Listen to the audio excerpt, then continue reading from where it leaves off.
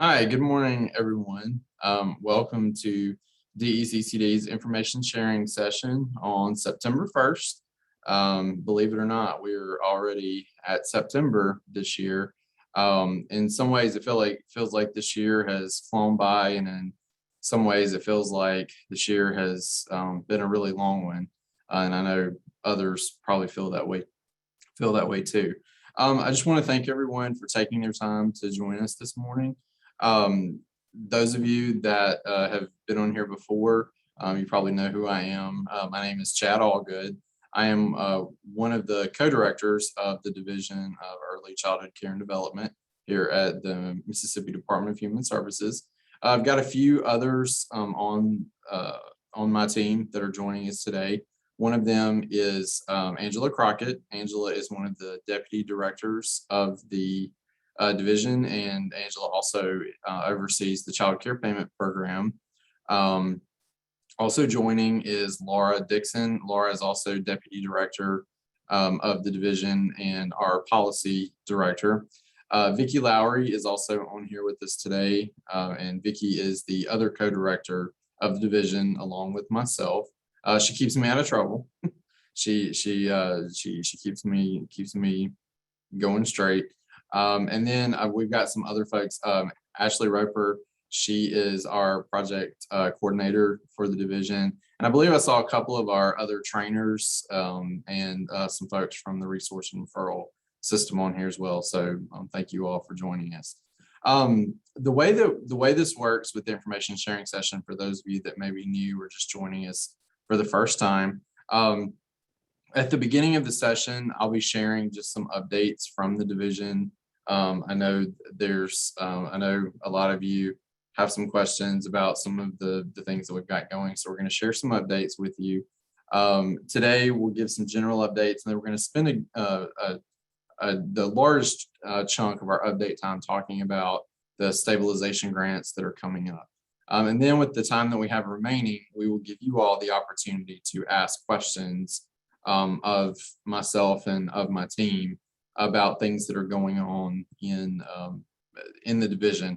Now, I will to ask your question, what you'll need to do is you'll need to type in your question in the chat box, and then Laura or Angela, what they do is they'll monitor the chat box, and they're the moderators for the session, and they'll relay those questions to myself, and if I can't answer it, one of our team members can answer.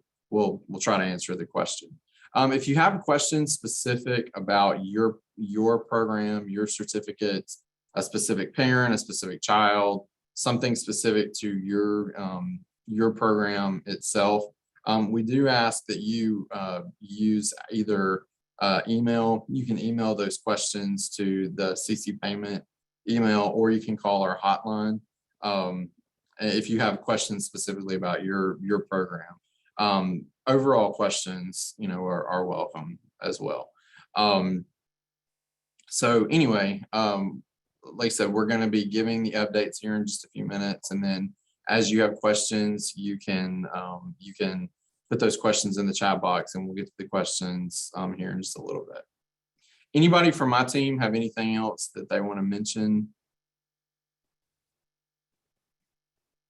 before we get started? One other thing to say, we are recording this session, and as we did with the last session, we are going to email the recorded session out to everyone so they can view the session in case they missed it. Also, if people jump in and miss something that we've already covered, I'll just say, we will have the recording. They can go back and see that. We do have a good bit of information to cover today, and to get everything covered, I want to make sure that we don't, I want to make sure we have time to get through everything without repeating a lot of information that's already been heard. All right, well, if there are no other initial questions, we'll go ahead and get started with the updates. Laura, will you pop those up there for me, please?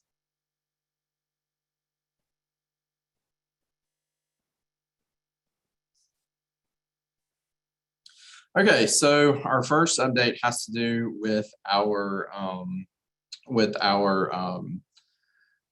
Childcare Payment Program Policy Manual. We have submitted the proposed set of policies to the Secretary of State. We will be holding a public hearing on those policies September 21st at 11 a.m. During that public hearing, you all will have the opportunity to. It will be virtual. Unfortunately, COVID.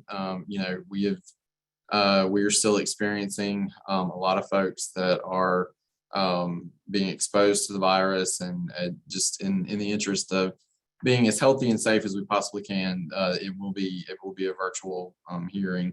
We will do the public hearing on the 21st at 11 a.m.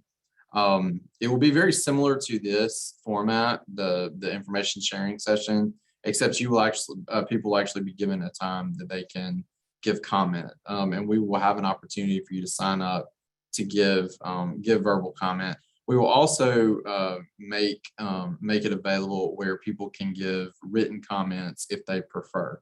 There will be an email that will be coming out later today that will help or that will provide the information on how you can participate in that hearing.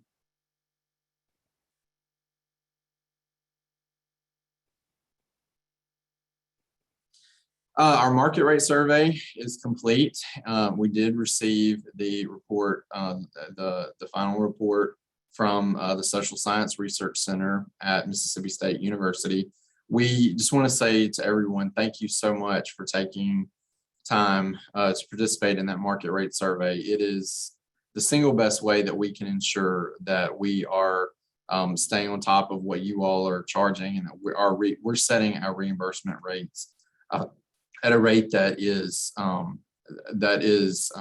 comparable to what you're charging. So we do appreciate everyone for participating in that. The Social Science Research Center, they are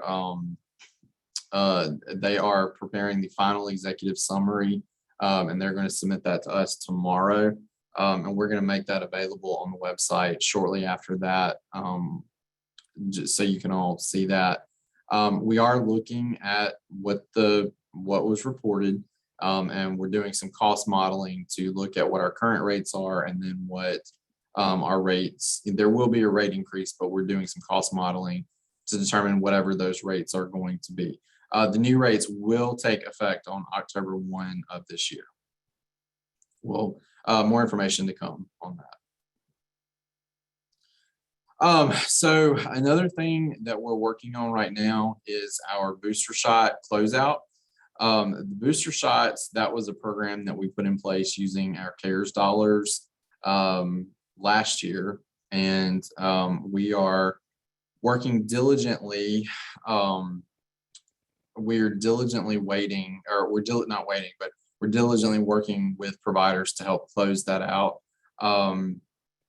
With that process, we still have a little over 300 providers that have not closed out their reports.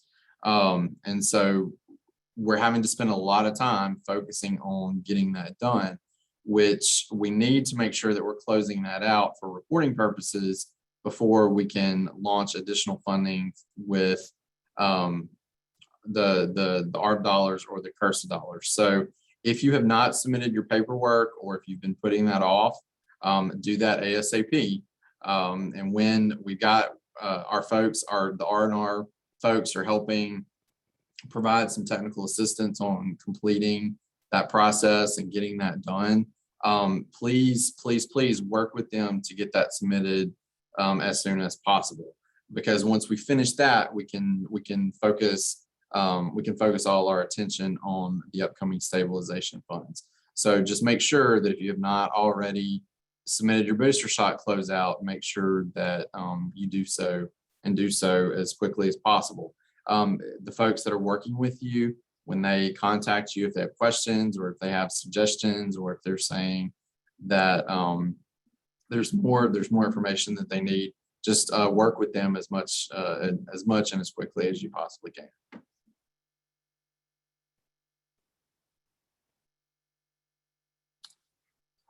So some of you have been asking about the ledgers for school-age children to be able to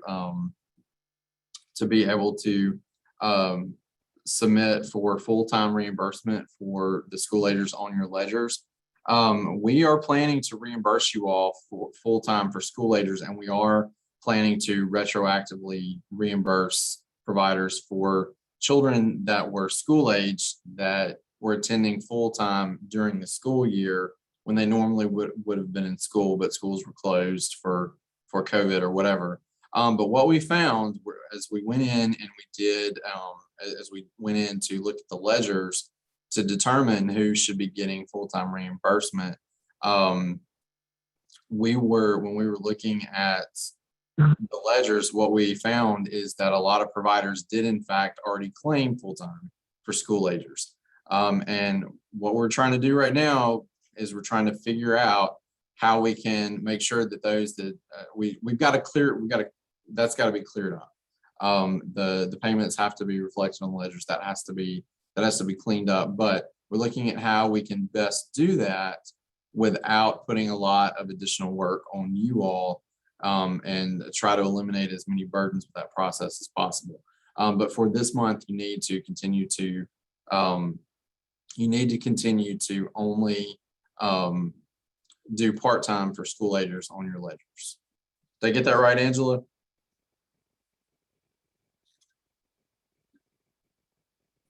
Yes, Chad.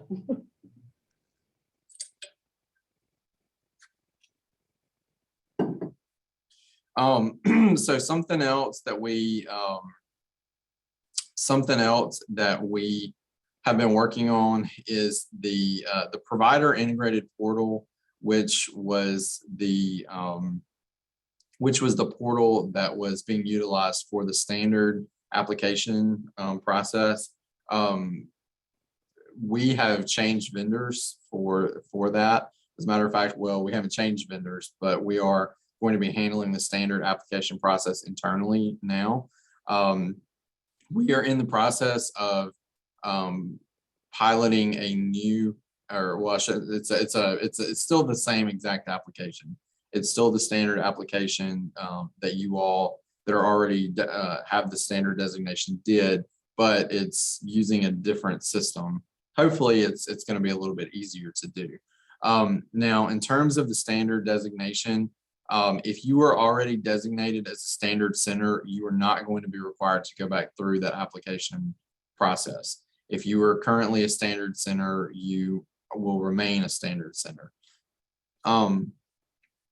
New centers that put in place that are opening that will be going through the standard application process. They'll still be going through the full standard application process, but they will not be using the PIP system, the provider integrated portal. They'll be using the new this new application that we're piloting right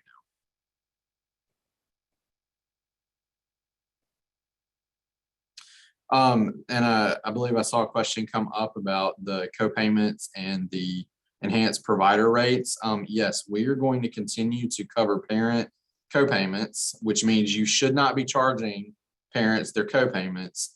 And we're also going to be continuing to pay at that enhanced rate through December 31st of this year. As we get closer to the end of the year, we're going to see where we are in terms of our funding, and we'll make a determination if we are going to continue to cover copayments and pay at that enhanced rate after December 31st of this year. It is likely that will continue, but we're gonna look at where we are closer to the end of the year to determine if we'll continue that. But we are in fact going to, like I said, we are going to make sure that we are paying that, we are covering parent copays, which means you all should not be charging parents your copays, and we're going to be paying that enhanced reimbursement rate through December 31st of this year.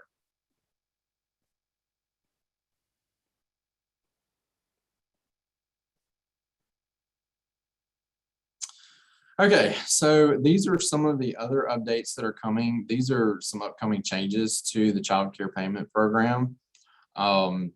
these are some new things that will be in place.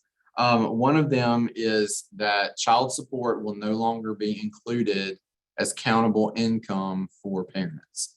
The cooperation is still required at this time, but any support payments that parents are receiving, they are not going to be included in their eligibility calculation of income. And that will begin November 1. So when parents apply for certificates, any child support payments they're receiving will not be counted as income for their eligibility.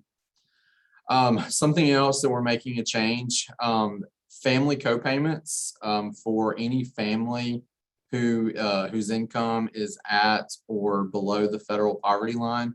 We are going to be permanently waiving copayments for those families completely. And again, that will take place November 1.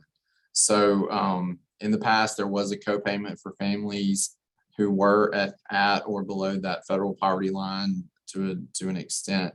But that is, like I said, that is going to be permanently waived for those families from November 1st forward. Something else, we are also updating the family income thresholds. This is going to allow more families to qualify for the child care payment program. And that will take place October 1. Something else that we have decided to make a change beginning November 1st, we're going to permanently adopt the enrollment-based pay for all providers. You will still be required to submit ledgers just to show that children are attending, but we're not going to be basing reimbursement on attendance records. We're going to be basing reimbursement on your enrollment rather than attendance. But until November 1st, the current enrollment-based payments, or excuse me, current enrollment-based payments, they're going to continue at that time, which, as you know, we are currently reimbursing. We are currently reimbursing based on enrollment. We're going to continue that from here on out. Something else new that we're going to be doing, we get a lot of questions about policy, and we get a lot of questions about about things that things in our in our policies and our procedures. So what we're going to start doing, we're going to begin offering a quarterly policy training to providers. They're not mandatory, they're not required, but they are going to be available for anybody that is interested in learning more or getting a better understanding about the child care payment program policies and procedures. And we'll be sending more information about the training schedule for that as well. But again, these quarterly trainings, they're not required to participate in the child care payment program, but we do feel that this is a way that we can help you all if there are questions about the child care payment program, and give a little bit more information, just kind of help you understand a little bit better about our policies and our procedures.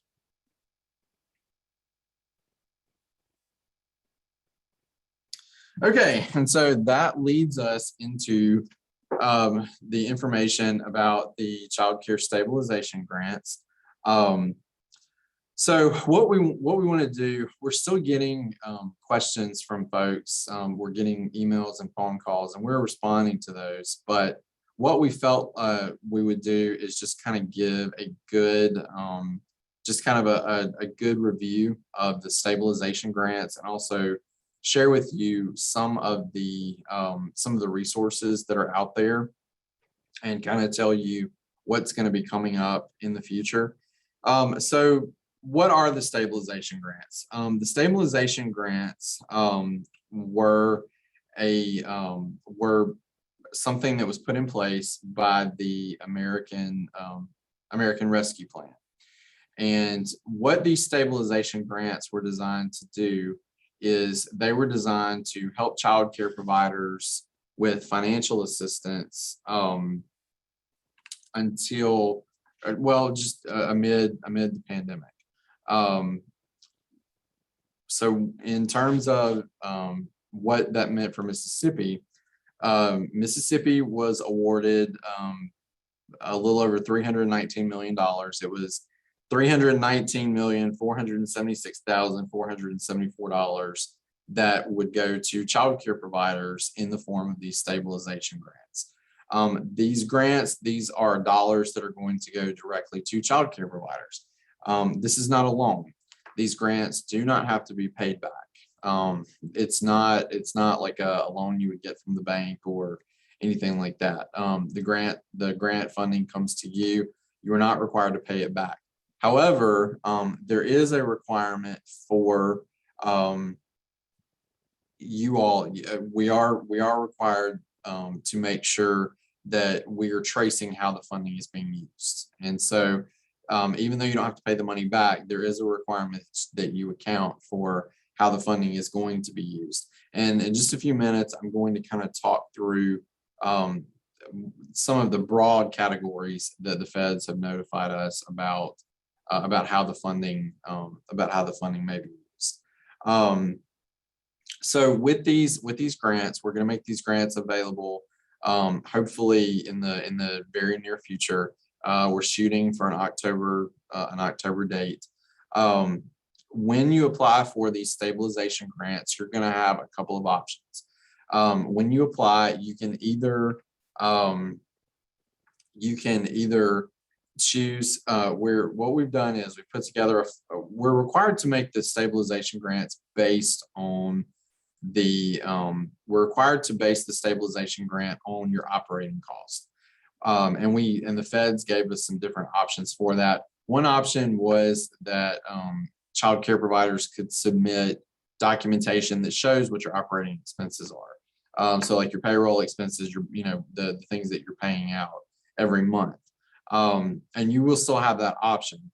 But as an alternative, we've also put together a formula. It's an operating formula. It's based on the provider cost of quality, which is the same formula it was similar. It was the same type of formula that was used for the market rate survey to put together a formula of what operating costs would be for small, medium, and large size centers. And when we look at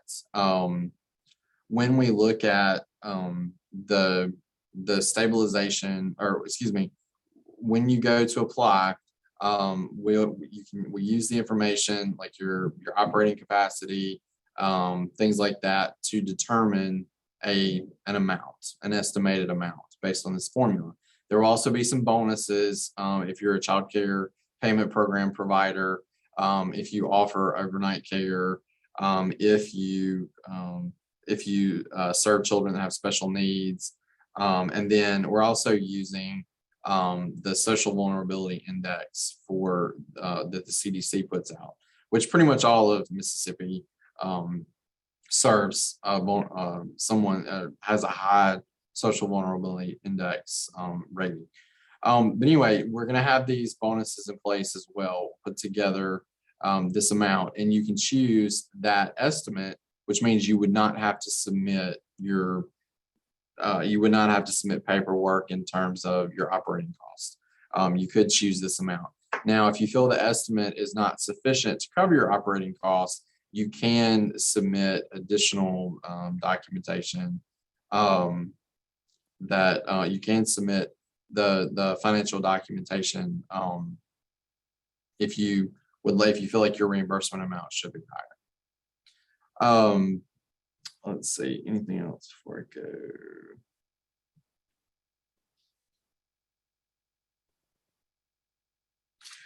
One thing that I do want to point out before we pull up this website, just to kind of show you some of the resources that are out there. We are going to be offering training to you all on the stabilization process. We're going to offer as much support as we can on completing the applications, on once you do receive the grant, what you can and cannot use, the funding for, we are going to provide as much training as we can to you all, as much support. And this is uncharted territory for everybody. And so we want to support you all as much as you can in this process. So when we, what I'm going to share with you, let's see. Laura, I can't pull up can you pull up the link? So Chad, I wonder if you'd rather just share your screen so you can drive around the website like you need to instead of, Okay. that way it'll allow you to. I'm gonna go ahead and stop sharing.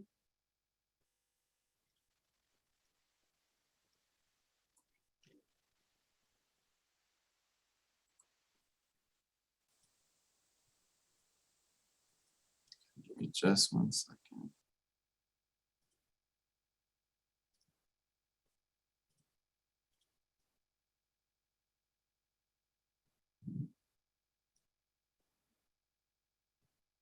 Let's see.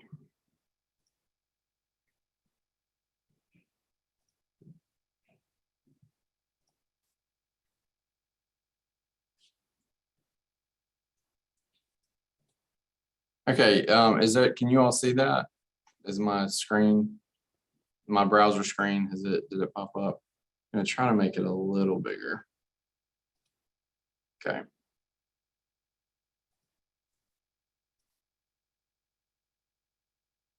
How is that okay? Can everyone see that? You can just give me a thumbs up if you can see it okay. Okay. All right, good deal. And we'll share this link with you as well.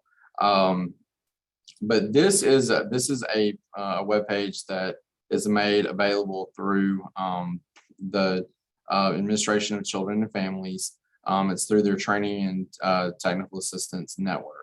And what this website has a lot of good information for childcare providers. That's why it was created. And if you scroll down through the website, the first thing that you'll see, there is a link here, the American Rescue Plan Act. And if you click that link, it will actually bring you to the congress.gov link where you can look at the act in its entirety. Just a little light reading, just a little bit. But if you would like to look at the entire American Rescue Plan Act, you can do that on this page. So that's one of the links that's there. And then there's another link here that talks, it just goes through all of the different states, what the allocations were for both the stabilization grant amount. The stabilization column is the one that's in the middle.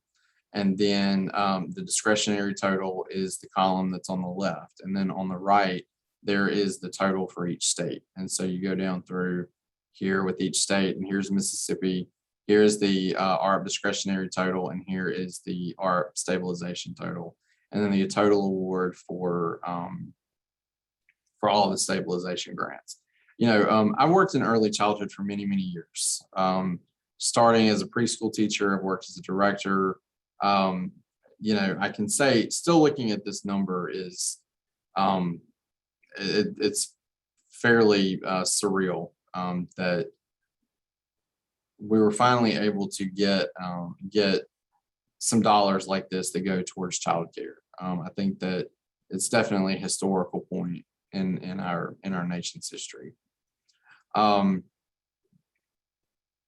you have those links, and then what it does is it gives us a little bit of information about what the stabilization grants can be used for. It's just a very quick rundown of these costs.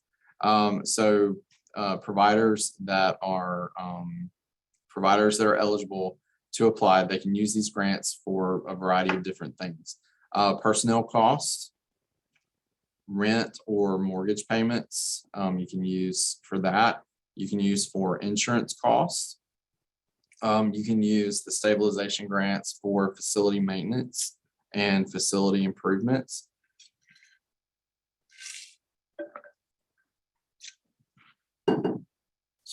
You can also use the grants for personal protective equipment and COVID-related supplies.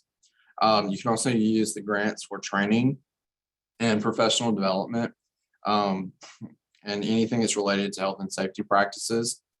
Oh, somebody marked on my screen. Or maybe I did that unintentionally, I don't know. You can also use the grants for goods and services that apply to operating your childcare program. You can also use them for mental health supports for children, the children that you serve, or your staff or yourself. You can use these for that as well. And then you can also use this for reimbursements of costs associated, any costs associated with the current public health emergency. Now, I know those are fairly broad, categories. And I'm going to come back to this here in just a second. But down here a little bit lower, there are a couple of webinars that were hosted by the Administration of Children and Families that talk about the stabilization grants in more detail. I know it may take a little bit of time to watch these webinars, but it is a good synopsis of the stabilization grants. They also go in more detail with what these allowable expenses are and how you account for these allowable expenses. Like I said, they go through the different categories. They talk about examples of what's allowable under each of the different categories. So these are really, really good resources. And you just, excuse me, it's a YouTube link. You just click on the YouTube link and you watch the YouTube link. It is really, really good information for you all. And we just wanted to make sure that you were all aware that these webinars were out there. It is a really, really good resource. Now, that being said, we are not using this in place of training. We are going to be providing training on these pieces as well. But if you want to go ahead and check out these webinars, kind of get some more information about the stabilization grants, you can do so. Up here on this page, and this is in addition to information on the stabilization grants, ACF is also helping with the application process itself. Once our application becomes available, you can actually come here and you can click this link. Now we will let you all know about the portal as well. We will be sending out lots of emails, lots of correspondence, probably on a weekly basis. For at least a few months, every week you're going to be getting an email that says, here's the link to apply for the stabilization grant. If you have not already done so, here's where you get other support. But this is another way you can access, or you'll be able to access the application. So if you click on the grant applications, again, this just gives some information about the stabilization grants. And then down here, this is a chart, and this shows you all the states in the nation. Let me make this just a little smaller so you can see the whole chart. So this is all of the states in the nation, and this shows the ones that have released stabilization grants. So if a state is the dark gray, it means that the stabilization grant has not been opened yet. If it is red, or I don't know what color that is, it's a reddish maroon color. But if it's the reddish maroon color, and when you hover over one of those, it will get bigger. So whenever like for here, like whenever Mississippi turns maroon, you'll be able to click there and it will take you to the application page for the stabilization grants. So that's just another resource that you can use. Also, if you're having difficulty navigating the map, you can go down here. There's a drop down box where you can actually select the state that has opened up their stabilization grants. And then here, there's a table that lists each state, and it also has their links for their stabilization grants and other support information.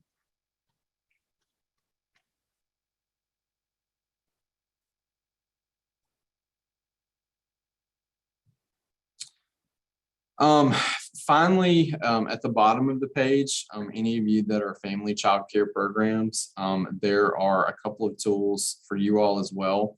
One of these is the family childcare budget guide. So if you pull this up, it brings you to this page that just says the family childcare budget guide, designed to help family childcare providers apply for the childcare stabilization grants.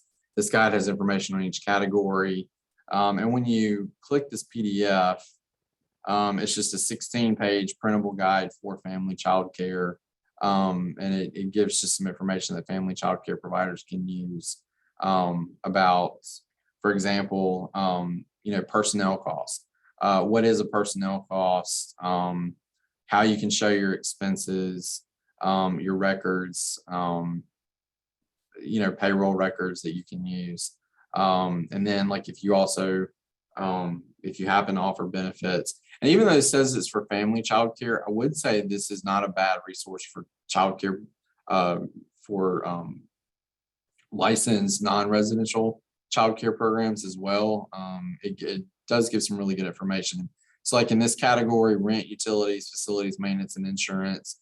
What is this? These are payments you made for your home or the location where your family childcare business operates. How you show your expenses, find receipts or show withdrawals related to, and it gives you things like mortgage payments made, rent payments made, fees related to late payments for rent or mortgage, insurance, etc. PPE, cleaning, and other health and safety practices. Same thing, it gives you just a real quick, easy to understand definition, how you show your expenses related to that. Equipment and supplies, what that category means. Any payments you made for supplies or materials to respond to the pandemic. This would include receipts or show withdrawals for anything such as accounting software. So like if you purchase, like even if you were to purchase Childcare Manager or software that helps you manage the financial side of your childcare program, that can be used. Health monitoring equipment such as thermometers, computers, smartphones, tablets, anything you use to communicate with your staff and your families, any of that would count as an expense or an allowable expense. Goods and services, these are payments you made to purchase or update supplies to run your business. This includes expenses such as food, snacks, beverages, dishes, bottles, bibs, cups, silverware, etc. Diapers, wipes, toilet paper, and toilet training, diapers, toys and games for children. This would be inside and outside toys and games. Cribs, crib mattresses, sheets, cots, blankets, sleeping and napping equipment, supplies, books and workbooks, crafting materials, and then any licensing fees. So the fee that you're required to pay to licensure to be licensed, or any fees related to the maintenance of that license. So like purchasing your fire extinguishers, purchasing your smoke detectors, carbon monoxide alarms, things of that nature. And then mental health services. So these are payments that you make to support either your mental health.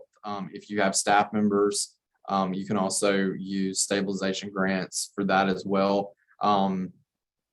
This would include infant and early childhood mental health consultation.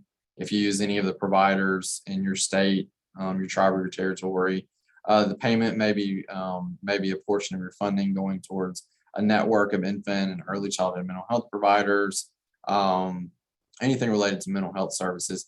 If your employees seek counseling related to COVID and the stress that it's put on us, you can use the stabilization funds for that as well. Or if you purchase any mental health apps, meditation apps, mindfulness thinking, any of that, you can also use that with the stabilization grants. And let's see. And then finally, there's a family childcare expense tracking tool. There is a spreadsheet or a Microsoft Excel spreadsheet. And I'm not going to download that and pull that up, but you can do that. And then there's also, if you don't want to utilize Excel, you can also download a PDF of the tracking system. And through this is for 12 months, but you can print out, as many as you want. And this would just kind of help you keep track of your expenses related to each of the categories that you can use the stabilization funds for.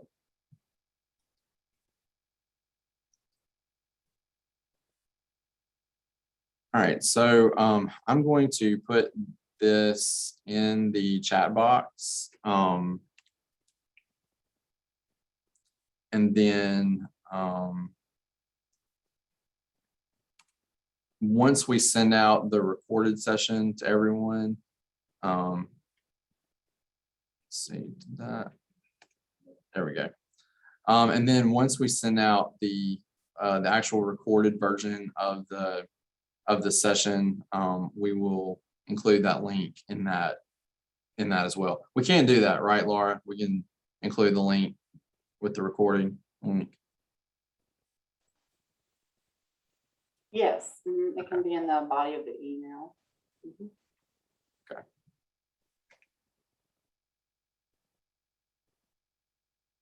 Okay, so with that, that is all I have on the stabilization grants. I think that was everything. Oh, the other thing I was going to say is in the webinars, they also talk about the tax implications of the grant and how that might impact you. So again, I do, like I said, we will be providing training on all of that. But I do recommend, if you have some time, just go check out those webinars until we can get that training launched for you all.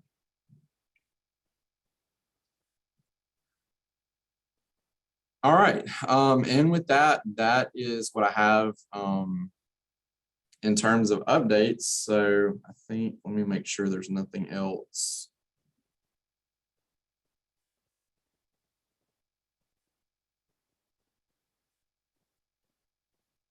Okay. Yeah, all right, so that's all I have in terms of updates. So I guess we can, we've got about 15 minutes left. We can spend those 15 minutes on questions. Okay, we've had a very active chat, so bear with me as I sift through. We've had a lot of great comments and a lot of good back and forth. So let me just go on back up to the beginning and we'll start from there.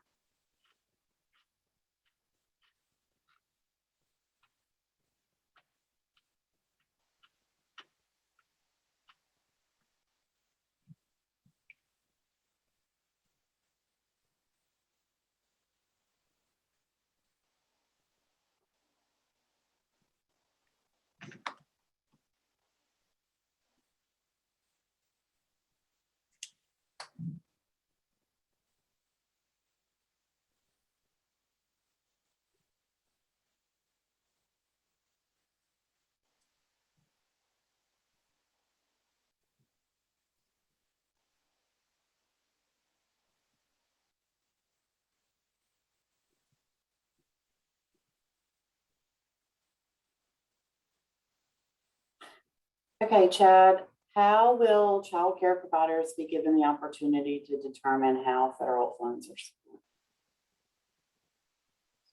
What was the question again? How will child care providers be given the opportunity to determine how federal funds are spent?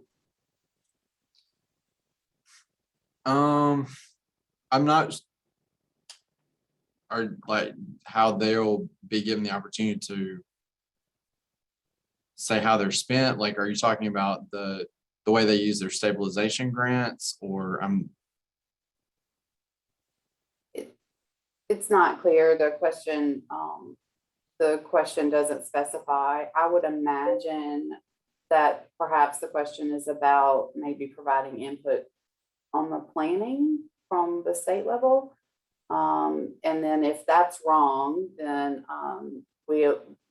this person can submit a question at the bottom and we'll circle back to it.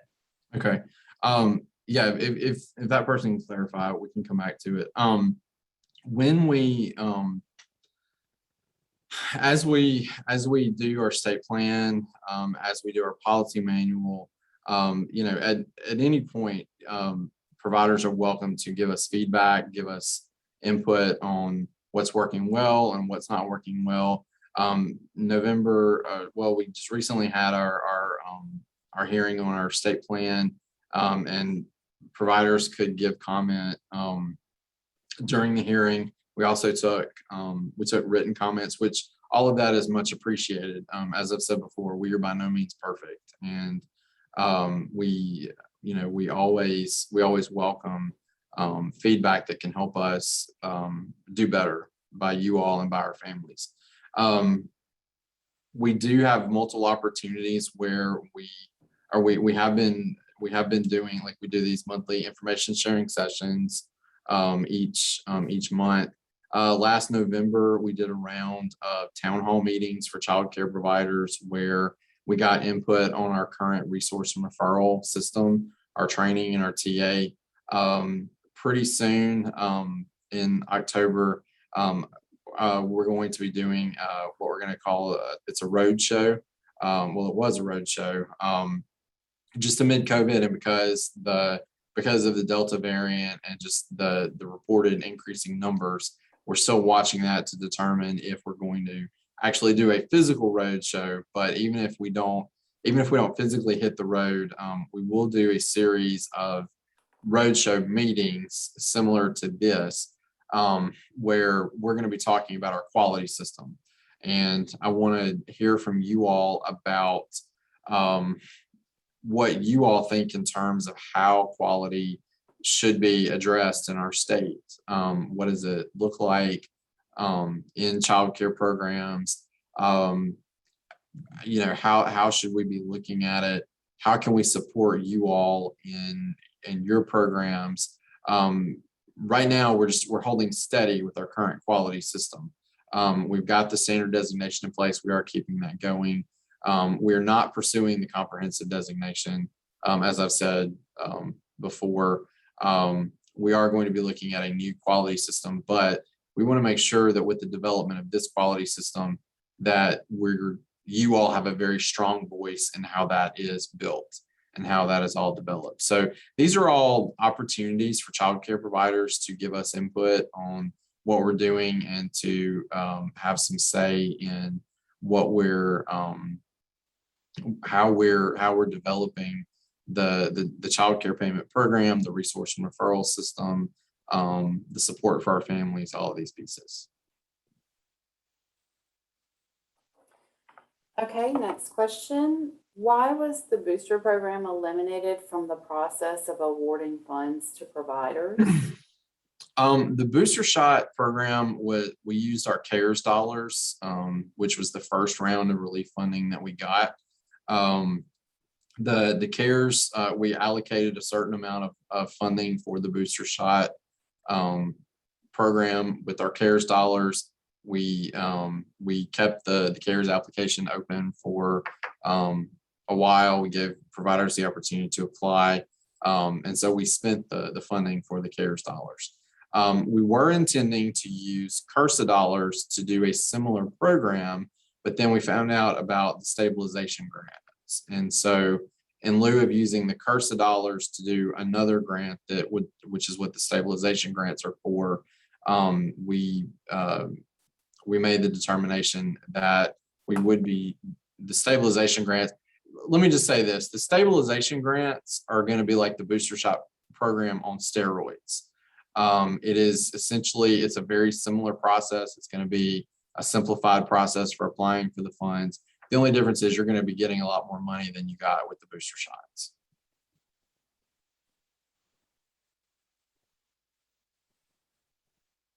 Okay.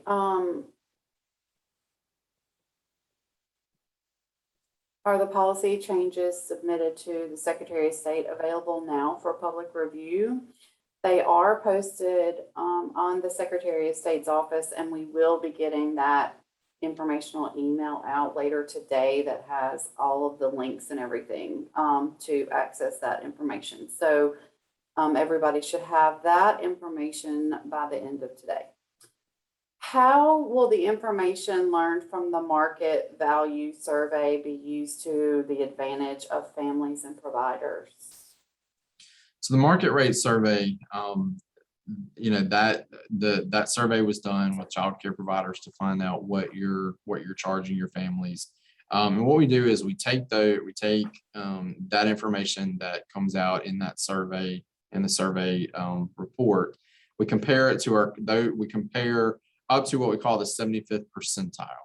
And so what that means is at the 75th percentile, 75% of the providers that responded to the survey, these rates, they're charging at least this amount. So we look at those rates and we compare that with what we're currently reimbursing, and we determine if our current rates are or are not in line with what you all are charging. If there is a degree of difference, if our reimbursement rates are lower than what the market rate survey reveals, then we will make a point to increase our rates.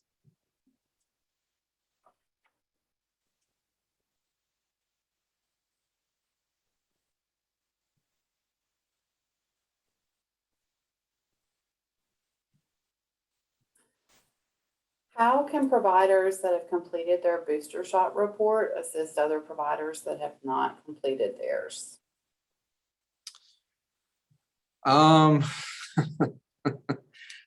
would just say if you have completed your booster shot and you were successful, if you have other providers in your area that you can assist, if they're willing to accept your assistance, if they have questions about the process, then share your words of wisdom.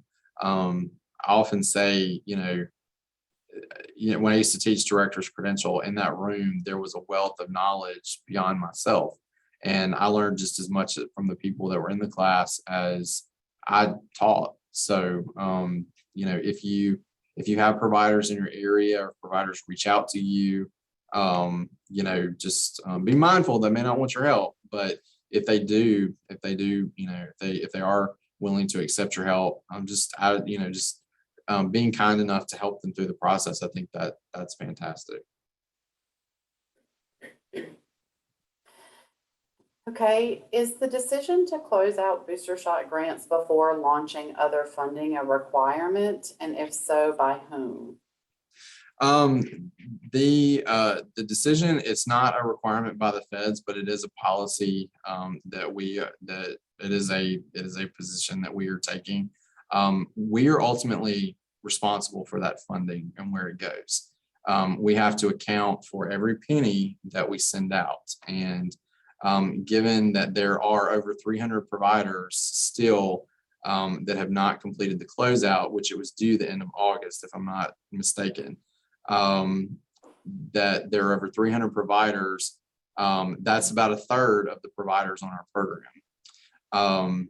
So given that that's the case, we need to make sure that we're taking care of those CARES funds before we move forward. We have limited resources, y'all. We have limited staff that can work on the booster shot closeout. Keep in mind, we're also running our childcare payment program. We got to keep that going. I mean, we've got several other pieces, several other functions that we're doing. So we have limited resources as well. And while we're working every single day, we have people that are dedicated to doing nothing else other than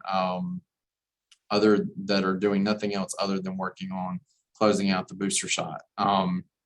So that's why I urge you all, if you have not done so, please do so. I will say, when we sent out the booster shot on the application, the acceptable uses of the booster shot were listed. The process for closing out, it was given.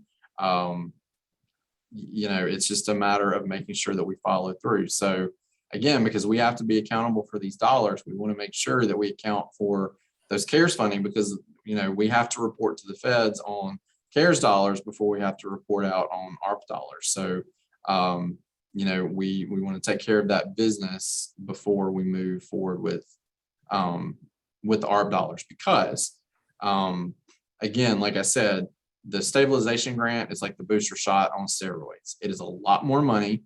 There's a lot more oversight that's needed. So anyway, that's why we arrived at that decision. I don't, I'm not happy that we're having to spend so much time on the booster shot. Not to say that I'm upset with anyone, but we want to move on these stabilization grants as quickly as we possibly can. But we have to work within the limits of our resources also. Okay, next question.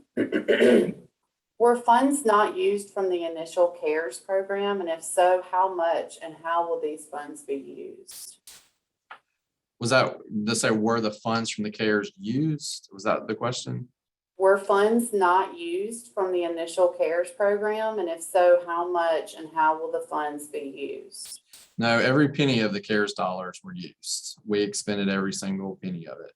And we are very, we're very much, we are not going to be sending any of this relief money back. There's too much that we can do with it. There's too much that, so we're being very diligent that that we are going to be using this funding appropriately to support you all, to support our families. But no, there were no CARES dollars left over. Okay, we're coming up on time here, so we'll take one last question. And just as a reminder, any questions that we don't get to on these sessions, we will provide a Q&A document so that we can respond to the questions that we received here but did not have time to get to. Okay, so final question.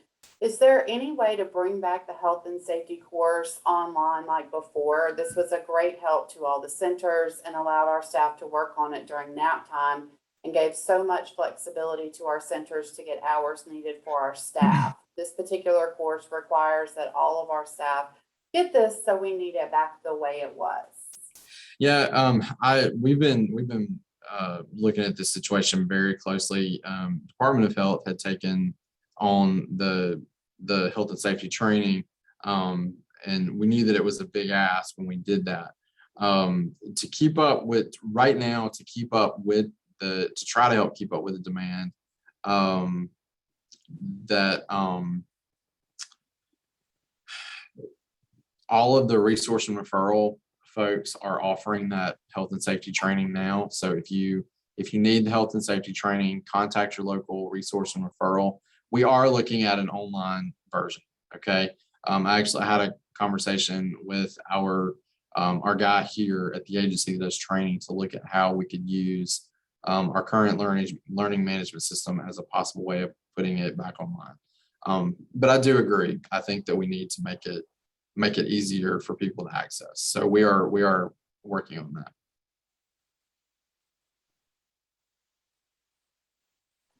Okay, Chad, we are having people that are dropping off because we are just slightly over time. So if you want to go ahead and close up, and again, just as a reminder, we will be sending out the link to this video and the Q&A documentation. That should be available by the end of next week. It takes a little while to get the video back from Zoom and to get the Q&A document completed. Yeah, and we'll leave the link open for just a couple more minutes. So if you haven't had an opportunity to type your question in, please go ahead and do so.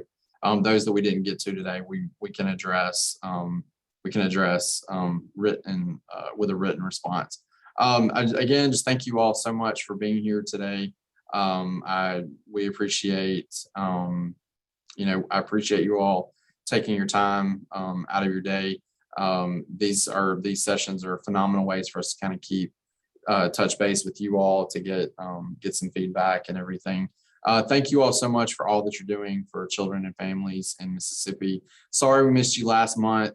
We had our monitoring visit from the feds for our Healthy Families Mississippi program. It was a week-long monitoring visit with the feds. So we get monitored too.